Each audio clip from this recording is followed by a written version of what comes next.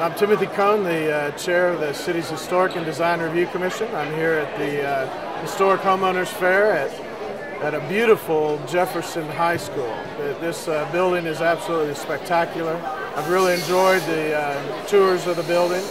It's very inspiring, this architecture here. The other thing that's really inspiring is just the amount of people that are here looking for information and knowledge about how to live in historic districts and the value of preserving our districts and our homes. This is a wonderful day for the city of San Antonio. I'm here representing the UTSA Sustainable Business Program, and we counsel small businesses on ways to implement sustainable practices into their operations, which will help them save money and just have a more environmentally responsible business. Hi, my name is Mo Brown. I'm with the Texas Historical Commission, and I'm the site manager for Casa Navarro State Historic Site. We're here at the Historic Homeowners Fair, and there's about 45 participants, booths from all over San Antonio, representing architects and contractors, historical associations, and conservation society, library, etc. The fair has been really great because it's open and free to the general public. People restoring homes and need information about how to do everything about their historic home, from renovations to grants to window workshops, etc. And it's put on by the Office of Historic Preservation and UTSA. So our booth, we're with the Texas Historical Commission. We have a division of architecture, archaeology, marketing, and tourism. And specifically, I'm with Casa Navarro, and we have a historic site that tells the story and promotes the legacy of Jose Antonio Navarro. He was a Tejano leader in Texas.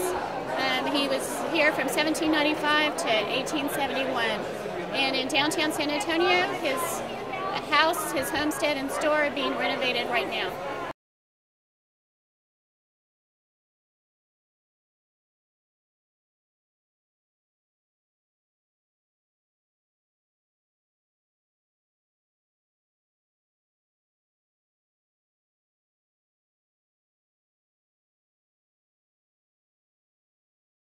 So what are you finding that's valuable about Monticello Park? I know what I think about it, but what do you find? Well, we were basically talking a little bit about this, but I think what the value is for all of, and I don't want to say inner city, but properties inside of either 410 or 1604, is that people are seeing the value. Not only is there value because of the properties being less expensive, there's lots of room for growth, expansion, and it's so close to everything.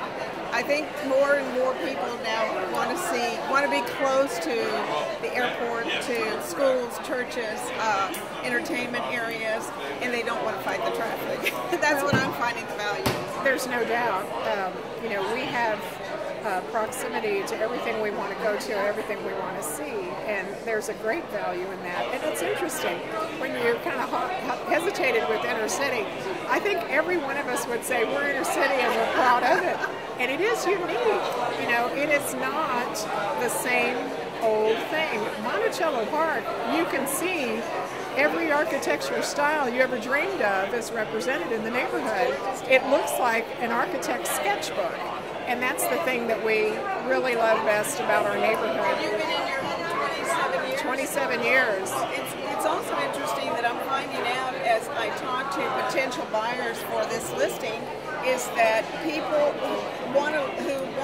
who are interested in looking at this house are interested because they have family that already lives down here, that have been here for years and years and years, and they just feel like it's home. They like it, they see the value, and they want to stay here. Well, the other part of it is there's family here that has no relation to one another, because that's, for me, the value of living in Monticello Park. I think it's the only place I've ever lived where I can tell you every single person that lives on my street. Well, you still have a good sense of community, and that No is doubt. so important, I think. We've lost a little bit of it, and I'm glad to hear you say that that still exists down here. So these are some of the things that, when we're talking about doing an addition to historic buildings, this is what you should be judging various things by. Interesting one, relationship, the exterior and the exterior to the interior, and then vice versa, the interior looking out. So the idea is when you look at a building, you should be able to, well, it's an opinion that when you look at a building, you can see what's going on the inside by how you use your fenestrations, your openings, your recesses. So when you look at a building, you say, oh, there's the entranceway because it's a nice, big, tall space. And then when you're inside the building, you can design a building so that when you're in the building, you get a feeling what's outside, and since you might be framing views inside the building. There's something out there that you can relate to, that when you're sitting in your breakfast room, or your dining room, or your living room, that you have a view.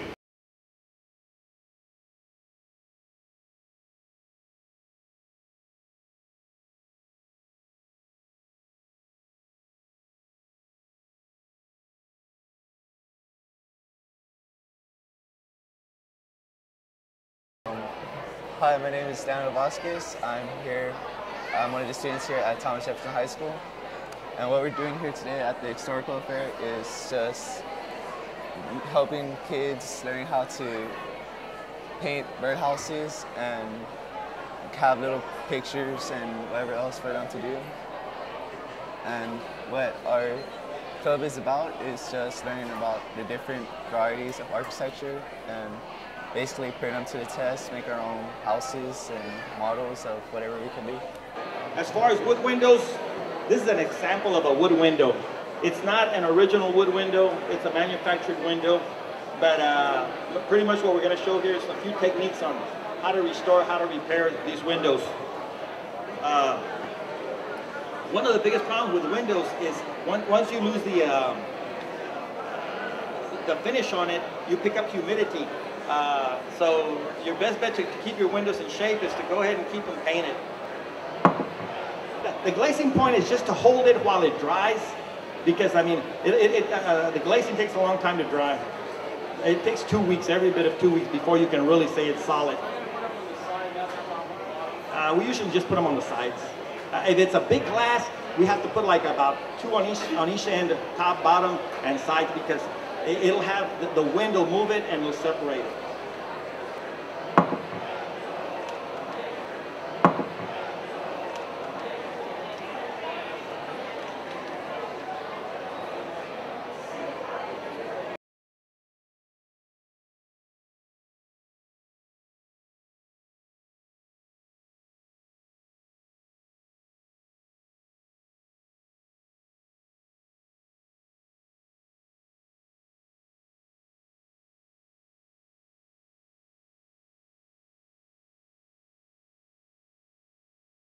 I'm standing here with Rick Lewis, who is a member of the Department of Architecture faculty at UTSA. And we're here participating in the Historic Homeowners Fair here at Jefferson High School. Third year the city of San Antonio has sponsored this, and UTSA has been here from the beginning. We have a table, and our mission here has kind of grown in the last 3 years to the point now that we're sort of the catalyst for giving advice to homeowners.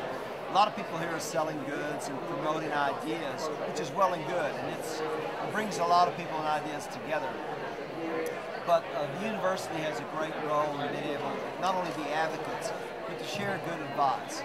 So we're here helping people, pointing them in direction of products, methods, planning means, and so we feel pretty good about this. It's right in line with what we're wanting to do with the Center for Sustainability that Bill DuPont has just launched. So this is a good proving ground.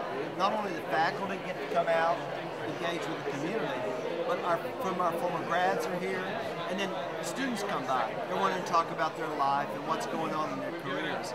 So it's these kinds of events that I think are really helping our college have a stronger visibility in the community. It's a great thing.